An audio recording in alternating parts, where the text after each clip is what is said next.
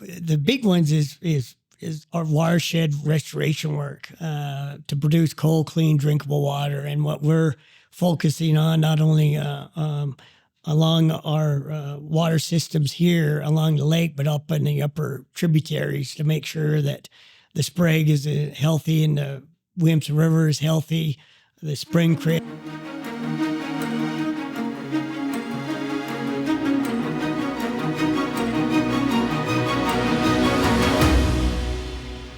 Welcome to Shaping the Basin. I am here with the Klamath Tribe's Chairman, William E. Ray Jr. Thanks for joining us.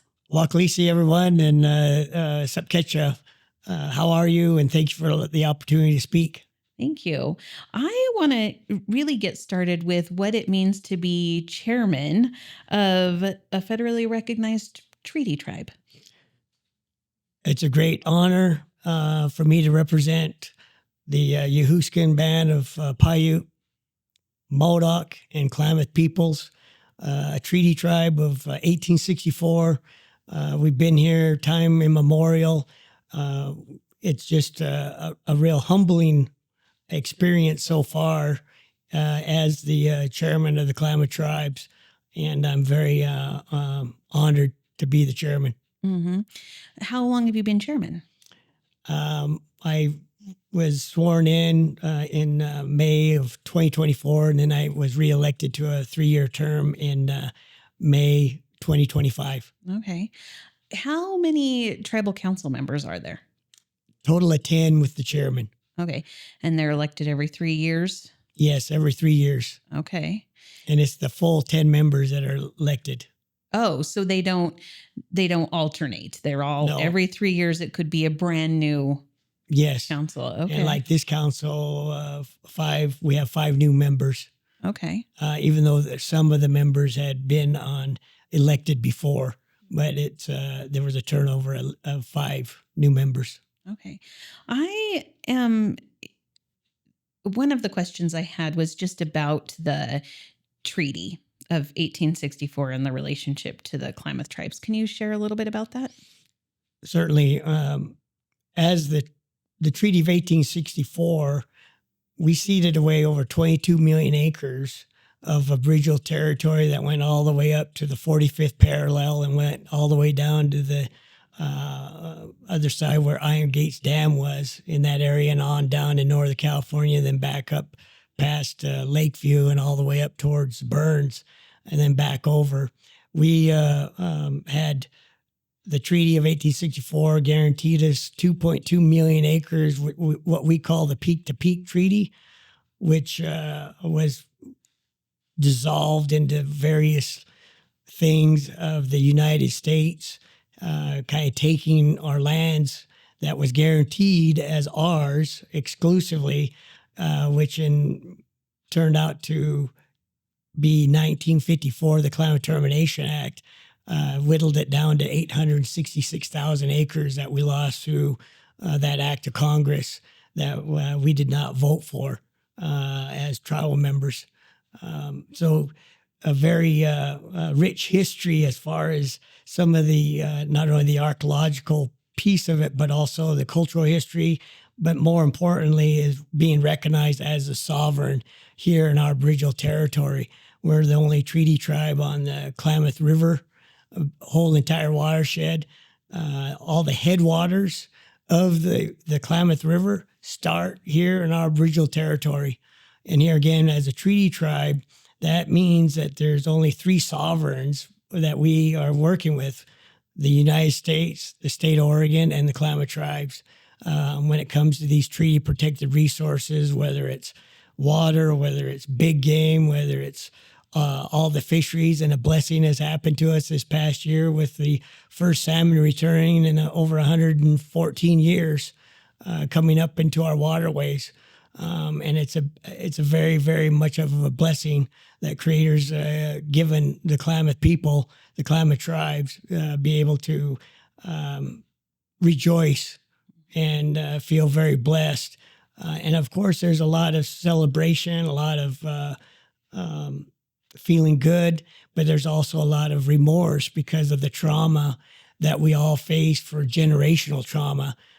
because that loss of those resources of the salmon since 1909 when the dams were put in, of course, that took away a big part of our diet.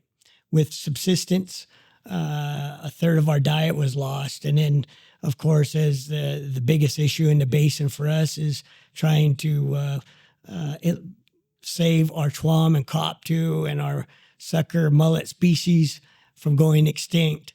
And we only have a few years. And we've asked, as a sovereign between the federal and the state, to recognize our declaration of emergency that was passed by our General Council on November 16th, 2024, as a tribal emergency. No different than a state emergency, whether it was a wildfire or earthquake or a flood.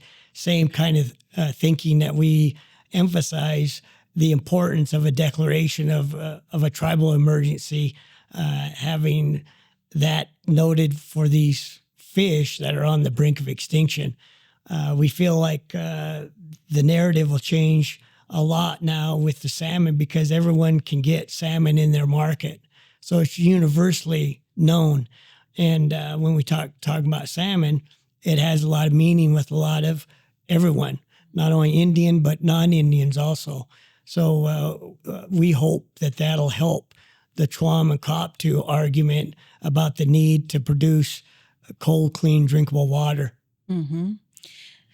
Man, I have so many questions. I'm trying to decide which way to go. But you mentioned the Klamath tribes are a treaty tribe. What does that? I mean, obviously there was the treaty, but are there tribes that aren't treaty tribes? Certainly. And of course, the United States Constitution speaks to this, which is one of the articles talks about a treaty as the supreme law of the land. And we made that with the United States, where we feel like we have paid our taxes are full. Mm-hmm. We're giving up 22 million acres to retain this peak-to-peak treaty. And even though that wasn't honored, it got whittled down to the 1954 boundary of termination. Well, what that means is that it was a understanding, it was a contractual arrangement with another sovereign, the United States government, which the United States Senate ratified in October 14th, 1864 is when our treaty was ratified. Mm-hmm. And in that, it meant that those resources became the trust responsibility of the United States to ensure that they are available to exercise and use and be able to practice our culture throughout the rest of the however long we're all here. Mm-hmm. And we're not going to stop pressing those issues as we've done before because we have a right, no different than if someone came across someone's personal property and needed a right-of-way or an easement, that's a permanent encumbrance on the land. So are these treaty rights. And they have priority dates, no different than our priority for our water is time immemorial. So that has a heavy meaning when it talk about who has the right to water in the basin. The Klamath tribes have that. Mm-hmm. So these treaty rights are a very sacred spiritual document for us. And that's why we talk about it a lot, about the Treaty of 1864. Sure. That makes sense. So the salmon have come back. Did that happen sooner than you thought it would? A blessing by the Creator is what I'm going to say to that. And I would have, think about it for a moment. What species can go from fresh water to salt water back to fresh water? Mm-hmm. We humans can't even do that. And the Herculean effort that these salmon made this journey to return home to the homelands, to the original territory of the Klamath tribes since 1909, going through two gauntlets of a fish ladder that was built in the 60s for trout, not for salmon, and be able to make it through the Keno Dam, the Link River Dam, and the toxic water that we had, because this past summer, as everyone knows, it was a public health hazard. Not to swim in it, not to drink it. Even domestic animals could not drink in it without having some problem because of the algae blooms. And to think that these salmon made it up where they're in the Williamson, they're in the Sprague, they're in the Wood River, they're in Crooker Creek, they're in places where they have never been since 1909. So what a feat, right? What a creator's blessing to us as a tribe that and here again, we're the only tribe on the Klamath River that went without. And when I say went without, we did not have our salmon, right, to fish. Other tribes on the Klamath River, they never had that except for 1 year. We suffered it for 114 years. What do you think you kind of alluded to this a little bit, but what do you think it means for our region to have the salmon back? I believe that salmon represent a tremendous opportunity to fill in some of the void of restoration. How important that is to restore our watershed where we don't have the algae blooms, where we can drink out of the lake. When I was young, I was able to drink out of the lake. I spent a lot of time out on the lake. When I was young, my 88-year-old parents spent a lot of time on the Upper Klamath Lake, the Agency Lake, and throughout our whole lands. But the point is that we gathered a lot of things. As our traditional name is in Klamath is Aushkani, which means the people of the marsh and the lakes. That was very, very important to us. And it wasn't just all the fisheries. It was all the rest of the aquatic species of crawdaddies, freshwater mussel, the trout, besides our sacred fish, the mullet, and all the plants that go along with all the wetlands, the tules, the cattails, and most importantly was the water lily, which we called wokus. And that was a major plant food for sustainability for the Klamath people. And without that now, of course, when you modify your diet and don't have all these things that were natural, you're going to have high diabetes rates. You're going to have high obesity. You're going to have hypertension and so forth because you're eating things that aren't from our grocery store, our natural grocery store like I grew up on. Because there were some of us in the tribe still that remembered the mullet because we fished them and gathered them and ate them. And they were here by the millions. And to think for a moment that they're on the brink of extinction is hurtful. It's shocking. It's sobering because we have a legend that goes along this. And if the mullet leave us, so do the Klamath. And that's how important it is. And the place that that creator gave them to us is right there at Barkley Springs where Hagelstein Park is. That's the last really large population of Twam and koptu left. Well, we're not going to stand still and just not do anything. That's why we approved the declaration of emergency as a tribal emergency, putting emphasis on the need for the state and the federal governments to help us and to come together to say that we got to provide all the support possible to help with the restoration work and help with the water quality, because that's really at issue here, is the water quality. And here again, think about it. To have these salmon navigate that toxic water only 30 days ago, and it's still toxic in the agency barns, that watershed restoration project that came online December 20th of 2024, to have that come and it's going to heal, we feel. That's the best science to improve the water quality, but we have to do something across the whole entire watershed from the headwaters all the way through till it reaches out in the ocean. That's it's incredible. I think it's going to be interesting to watch what happens in the basin over the next few years as that happens. I know we talk a lot about water in the basin and the history, but I think it's interesting where the tribes are headed. What are some of the priorities for the tribe for the future? Well, the big ones is is our watershed restoration work to produce cold, clean, drinkable water. And what we're focusing on, not only along our water systems here along the lake, but up in the upper tributaries to make sure that the Sprague is healthy and the Williamson River is healthy, the Spring Creek. We got to be smarter about how we are doing things. Like I know that everyone wants to recreate and everything, but there's a fine balance about that because we as humans are having an impact also, especially when we decide to leave trash and decide to do our thing in the water. That isn't good for the water, right? So we have to be responsible about our overall health of our resources and find a balance. So our objectives are on the natural resource side is working collaborative with all of our partners, but specifically with the three sovereigns, the Klamath tribes, the federal, the United States, and the state of Oregon, and trying to figure out ways on how we can jointly collaborate and bring all of our resources to bear to help restore some of the degraded watersheds that we have, especially in the lake right now. And then, of course, the bigger issue is for the Klamath tribes is economic stability.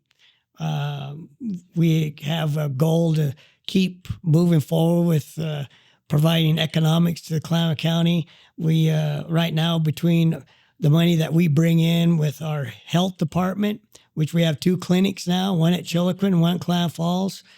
We have our main headquarters in Chiloquin, our administration that provides all the community, social, housing, natural resources, Ombodot, all these resources and all the professionals that we hire, along with Clamoya Casino, the casino and the Sleep Inn and the Prairie Lake Junction Travel Center. We're looking at bringing in anywhere from 80 to 100 million in revenues. And what that means is that we're hiring professional people at the highest level, doctors, behavioral health specialists, people that all have degrees along with both tribal and non-tribal. And of course, when you're having that kind of money, that money turns over 4 or 5 times in the county because we're spending it here. It's not going out of the county, which was a big deal during the reservation days. When we had the reservation, of course, with all the timber, there was over 20 mills in 1961. Now look at it. Who would have thought that Modoc Lumber would not have a mill right here along Lake Iguana, right? They had their own land. And the reason I bring this up is that the county has lost when it comes to the economic, because the tribe, unlike the federal government that took over the reservation, the timber ground, those trees were felled, skidded, trucked, milled, and sold right here in Klamath County. And that turned the dollar over 4 or 5, 6 times. So the timber was the backbone of Klamath County for a long, long time because of the reservation. When the government took it over in 1961, a lot of that wood went over the hill to Boise Cascade, Weyerhaeuser, Roseburg Lumber. It didn't stay here in the county. Right. See, and that had an economic impact. Whereas we had 3 mills up there at Chiloquin when I was growing up, all the way up until the 80s, and then they're no longer there. So here again, a lot of things that people felt like was going to be a good thing for termination wasn't, because it set in motion many things that I don't believe was the most economically sensible thing to do. Just purely on economics to take our lands that were guaranteed under the Treaty of 1864 that was supposed to be our exclusive use. Right.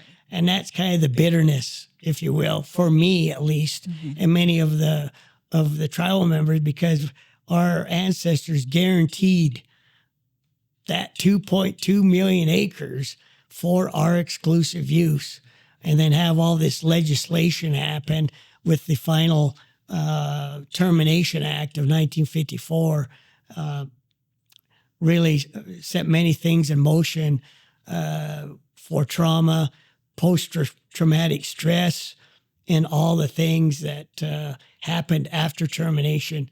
We're one of the largest Indian tribes in Oregon with the largest incarceration rate.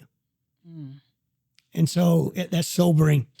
Having many of my relatives in the penitentiary and that are barely making it because of losing our culture, losing our resources, and losing all the things that kept us out of that mess, those predicaments. Sure. So that's all associated with vicarious trauma. As the vice chairman, Marvin Garcia, indicates, he served 30 years in social services for the tribes and knows about trauma. And here again, not having these resources pecks away at the viability of our culture. And now our mule deer are in a 5-decade low, right? And when I was growing up, we used to have to stop the car and let 200-300 head go by and start counting the shooter bucks, which were 3-point and above. Now you look around and people are mainly killing fork and horns. So there's a lot of things happening, and I hope between all of us we can come together with finding some balance with everything. It's easy to get lost. Don't know which path to take, what to post. In the social media jungle, video is king. Your kids are obsessed, your customers are addicted, we're all hooked, and social media sites prioritize videos. So when you're ready to stand out from the crowd, reach out to 40 Deuce Films. Feeling over everything. Yeah.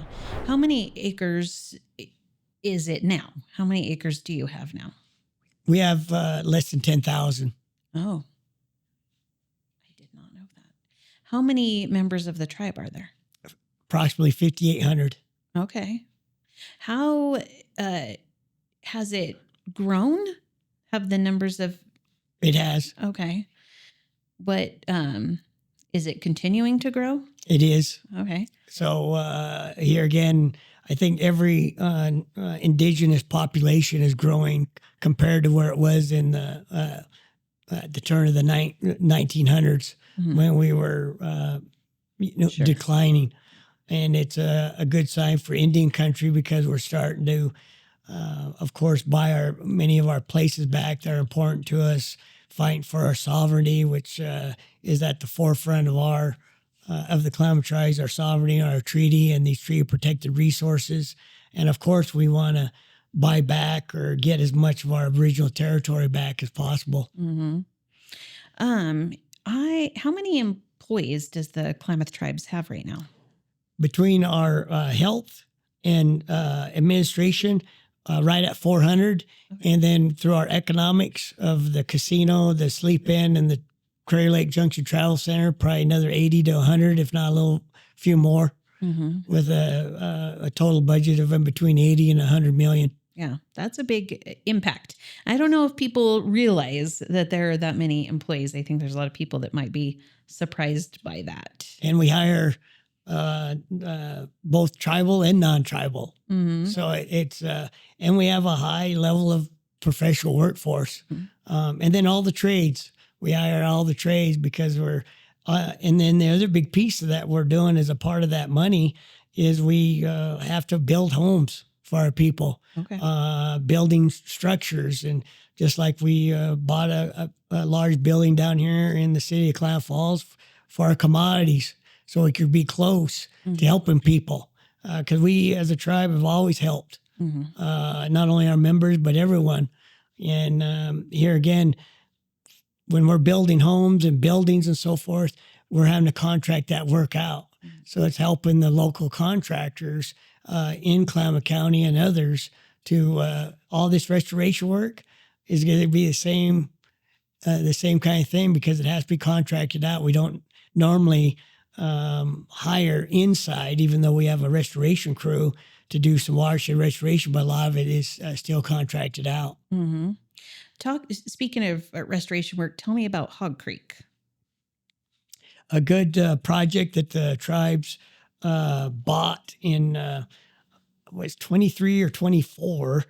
And that's a good piece of ground that hooks to the, flows into the Upper Klamath Marsh, which and that helps with, of course, soil movement and being able to restore it to its natural functioning condition again. And of course, the other piece of the restoration that we're working with the Fish Wildlife Service is the restoring the marsh to where it once was before. Because a lot of people don't realize is that before 1961, there was over 10,000 acres of locust on the Klamath Marsh. And that marsh had water. Mm-hmm. And we see it. As my elders have taught me, that the marsh was the natural reservoir for the Upper Klamath watershed. And when you had 10,000 acres of locust, you had to get around in canoe. And the other thing that people don't realize is that was a Pacific flyway for ducks and geese. We figured at time of termination in 1961, that was the Pacific Flyway was probably 10 million strong, and now it's reduced down to less than 1 million. Okay, and here again, because of the water, when you had 10,000 acres of water, right, to support 10,000 acres of locust, you had to have a lot of marsh. Yeah, and here again, when you have wetlands and these marsh plants, they create so much habitat. And they help with the water quality. And that's why wetland restoration is such a high priority for the Klamath tribes. Sure. You've mentioned the locust a couple times, so I just have to ask, how do you harvest it? So we harvest it usually in the late part of the summer, and you pick the pod, the water pod, the flower itself, and then inside of it you break it down, dry it, and so forth, and then you get to the seed. And then there was a tool that the Klamath came from the locust, and it was archaeologically, it's called the two-horn mono.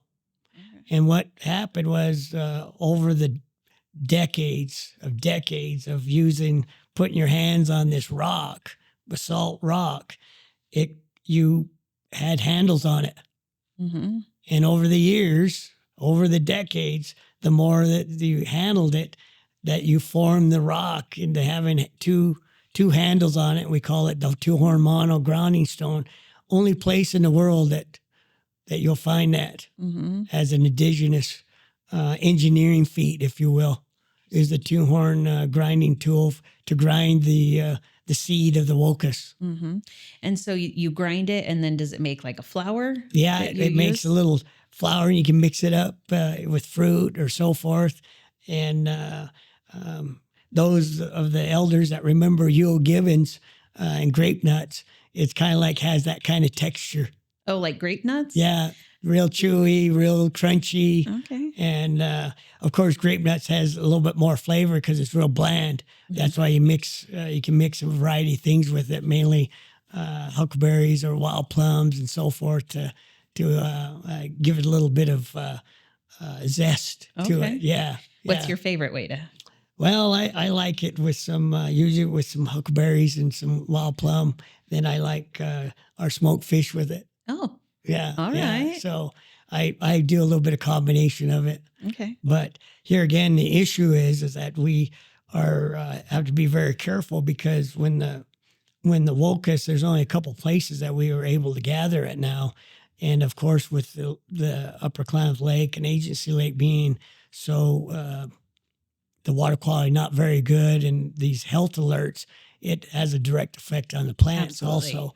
So there's a very fine line right now of all of us that are gatherers of being very conscientious about that. Sure. That makes sense. Is it, I know the water quality is the issue, and we've talked about that, but is it something that if the water quality was fixed, can you plant it? Yes, Okay. we are having places, and we are finding success in our locust planting. We worked with over the summer with the Nature Conservancy at the Williamson River Delta property Okay. there that they own, and under a collaborative effort to plant locusts there to get those wetlands going and our water plants, because all these things that we're talking about have a purpose. Mm-hmm. And of course, all these plants we gathered, Right. and they all had purposes for our culture. You take these things away, and I'll say it and I continue to say it, it pecks away at the viability of our ancient culture. Archaeologically, our culture in the Western science is 18,000 years dated. Mm-hmm. Of course, our dates back to time immemorial. But the point is that we're an old, ancient world, and we don't want to have that go any farther than it's gone, because when we have these resources that aren't available to us, it hurts us, Mm-hmm. not only for the subsistence, but also medicinal and spiritual. Okay. Because that helps heal us. Yes. You know, we have to go through certain things, certain prayers and ceremonies and so forth before we go out and start harvesting and doing these things. And here again, we have a lot of places that my people have been that are being desecrated. You know, these religious areas. There's religious areas right behind this at the mouth of the Link River, Mm-hmm. where Moore Park is. That's one big winter village site called the Iwalona. And here again, these things are important to us, and we don't want them to be disturbed. No different than some of the energy projects that we have going on right now. We have to be very judicious in evaluating them and why people think that we're against them. In a lot of cases, we are, because they're harming and damaging our religious sites. These rock stack cairns, these are all places of prayer. These are where my people went to pray. Okay. These are our altars, and people don't understand that piece of it, why we are fighting to protect them, because during these energy developments, they wipe them out. Mm-hmm. Those are permanent adverse effects to those religious sites. Well, what happens to all the prayers and all the things that my people had there? It'd be no different than going down to the local church on 9th and Pine and taking a pew out. Mm-hmm. People would be offended. I'd be in jail if I did that, Mm-hmm. right? And I don't mean to sound dramatic here, but it is for us, because that we still go there to those places to pray. I go there to Mm-hmm. pray. And when our landscape's modified like this, it's tough to pray in a place that's been so modified, so damaged, that your sense of place, your visual quality, the overall aesthetic values are gone, Mm-hmm. right? And there's a lot of people don't realize how important that is, because we went to pray for mourning when you lost human loss, whether it's death or some other type of tragedy in our lives. We did all that. And that's why we had all these religious places, or during puberty, going out and seeking yourself and praying with Creator and doing those kind of things that you have to in order to find yourself and be able to say, yeah, I have a purpose. Right. I have a purpose in my life. And here again, when it boils down to it, it's coming back to the sovereign and our treaty is vital. Mm-hmm. With all these projects, we have to be at the forefront, and we need to be consulted as a sovereign. And I think that's what's being the missing link here, is that Klamath tribes is not being recognized as a sovereign, no different than the United States or the state of Oregon. Mm-hmm. Oh gosh, which we're coming up close on our time, but I have so many more questions. That part about the sovereign nation part and being consulted and recognized. Do you feel like that's getting better? Well, it's getting confusing, Okay. because there's other tribes that are coming in trying to claim that sovereignty. And we're the only sovereign. Like I said, again, my ancestors inhabited 24 million acres of our Aboriginal territory, the Modocs, the Huascan Band, the Snake River Paiute, and the Klamaths. And we guaranteed that in a treaty that was ratified by the United States Senate to have for our exclusive use. These areas that we ceded away still have usual and custom things attached to them. We didn't give up all those things. And all these places that was inhabited, like example, the Modoc War of 1873, the Modocs didn't want to live with the Klamaths. Their place was down in Northern California. And that's why they left to go back home, and why they asked during the when they were trying to settle their differences with the United States, we want a reservation here at lava beds and live where our ancestors lived. And of course, they didn't get granted that. And that's what led to the Modoc War of 1873. And here again, the only 4 war leaders out of all the Indian wars that received capital punishment were the Modocs. And then the Modocs got moved, the bands that were part of the 4 war leaders, back to Oklahoma.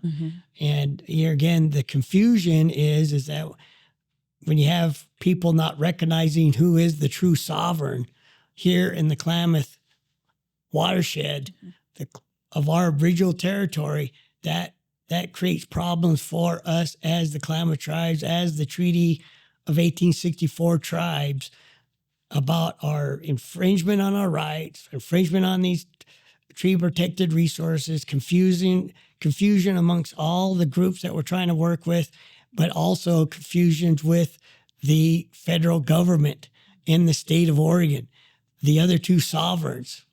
And here again, when that creates that confusion, and that it's almost a barrier where we have to continue to educate and continue to press our issues forward.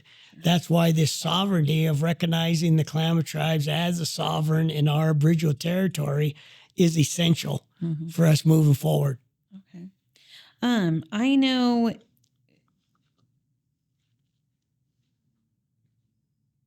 Sorry, I know you wanted to talk to us about the economics, and we've talked about the jobs and the number of people that you employ and the amount of money that's in this region because of the Klamath tribes. What else would you want people to know about the economies? Well, I think there are 2 big things that is going to happen and has happened. A lot of people don't recognize this, and I'm sure that the Chamber does. The top 2 leading tourist attractions are Crater Lake and lava beds. Crater Lake and Clamoya Casino. Oh, okay. 2 largest in Klamath County. Okay. Okay. Now in Siskiyou County, I bet it is lava beds, which is another one of our big spiritual areas, for our Modoc, my Modoc relatives. So the point I make with economic development is that, have we taken full advantage of the 2 largest tourist attraction in Klamath County, and working with the sovereign and the other sovereign, which is the federal government, who takes care of the national park. And when you have that opportunity, and if you look over across to our neighbors in the Rogue Valley, they're always talking about the gateway of Crater Lake. We need to do more. Yes. As Klamath County. And we feel like there's an opportunity to build that relationship, as Council Member Ellsworth Lang has on all the commerce chambers and so forth, that boards he sits on with you and others, is pressing that issue, about we need to bring more attention over here because it is in Klamath country, Klamath County. It's not over in Rogue. Yes. And that's important to us to keep focus on that aspect. We feel like those are things that we can work together on without butting our heads when we have to over the water and our treaty and our treaty protected resources. We feel like there's areas that we can work together with the city and the county, and we want to work together. We want to have collaboration. Just like right now, we're having collaboration with the Klamath County Sheriff Department and the city of Klamath Falls and the Oregon State Police to build our own tribal police department right now in real time. Yeah. And we're working together trying to build that for the Klamath tribes, because we used to have a tribal police force before the termination happened, and it was very active on our reservation. So we're trying to, and we have a new building for our public law enforcement, for tribal law enforcement that's going up right as we speak. So all these incremental things build infrastructure that's going to add to the north end of Klamath County. Yeah. That's, I said lava beds because I think they all come here for their services. Yes. And I love our outdoor stuff. So, yes, definitely Klamoya, but I was thinking where I'd want to go hiking. Oh, yeah. Well, both places are beautiful. They are. And I think that's interesting.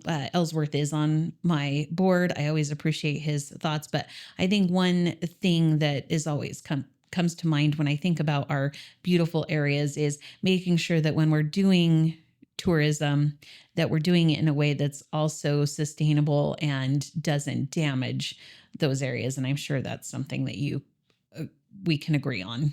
Well, I think the issue is that we raised with the state of Oregon with the outfitters and guides, and we observed Council Member Ellsworth Lang and observed where they had a number of kayaks being unloaded right there at Spring Creek, and of course. There's only a couple places that you have mare's eggs in the world. Yes. And two of them are right here. Yes. One at Mare's Eggs across the lake on the west side and one at Spring Creek.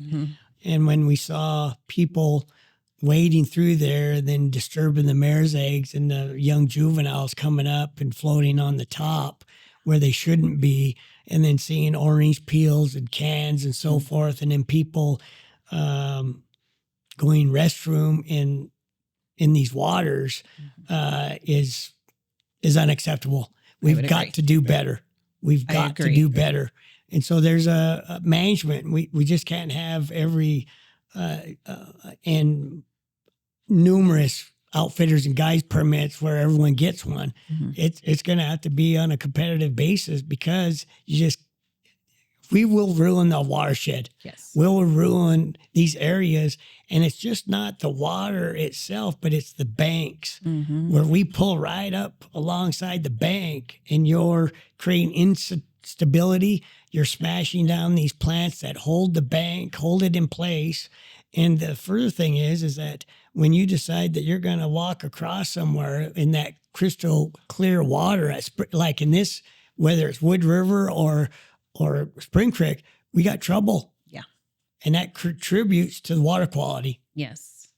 Well, I do not want to end our conversation. I feel like I'm going to have to invite you back, but we are at the end of our time. So I want to ask you just three things that I do 3 questions at the end. These are for you personally. If I gave you $250,000 to do something by the end of the day for our community, what would you do with it?